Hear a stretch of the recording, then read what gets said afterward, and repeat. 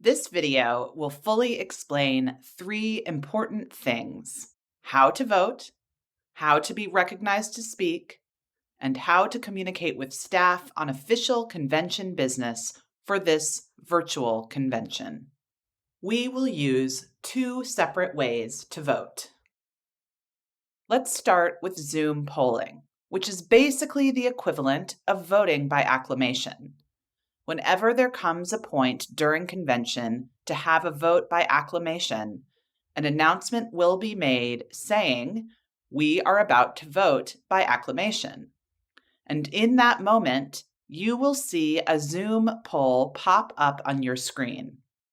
When this happens, simply read the question, select the answer, and then click Submit.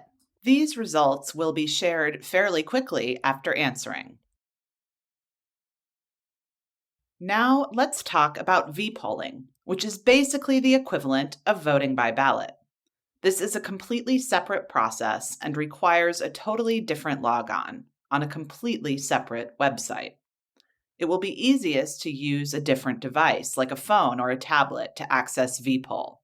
However, you can also open up another window in your browser like this.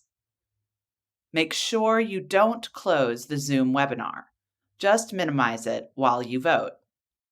To access this secure logon, you should have received an email with all the necessary logon information. First, click the link for v-polling. Then, the unique access code for convention. Follow the prompts to fill in your name, ID number, and select the polling session. Click Submit, and you are now logged on. Once on the page, you will see a page that says something similar to "Question will be broadcast shortly."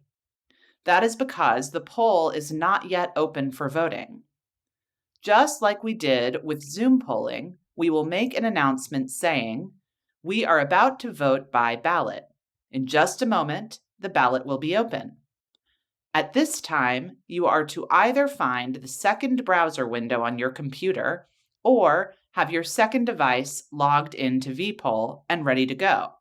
And then you will see the active and open ballot for what you are supposed to be voting. If you don't see the active ballot displayed on v-poll, don't worry. Just simply refresh your screen and your ballot should then be displayed after that. Again, simply read the question on your ballot, make your selection, and then click Submit. Since this type of voting is slightly more complicated and requires going in and out of Zoom or using a second device, more time will be given to ensure your vote is cast properly and counted. Because more time is used for v-poll, however, unlike Zoom polling, results will not be immediate. Convention is not just about voting, though. Delegates still have seat, voice, and vote. This leads us to explaining how you can be recognized if you choose to speak. The platform for this convention is Zoom Webinar.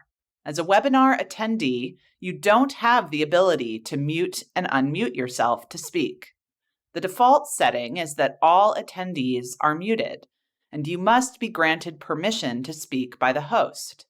For this convention, the official way to be recognized to speak is by using the raise hand function in Zoom.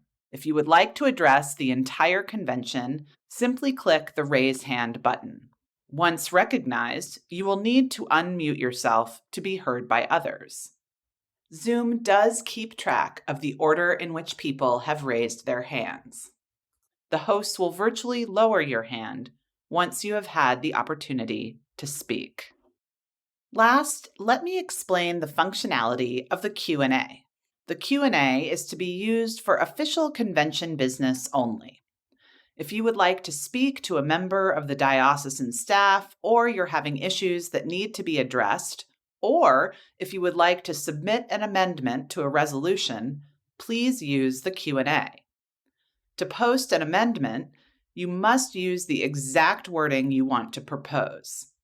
For all non-business, like requesting prayers or participating in virtual worship, please feel free to use the chat function.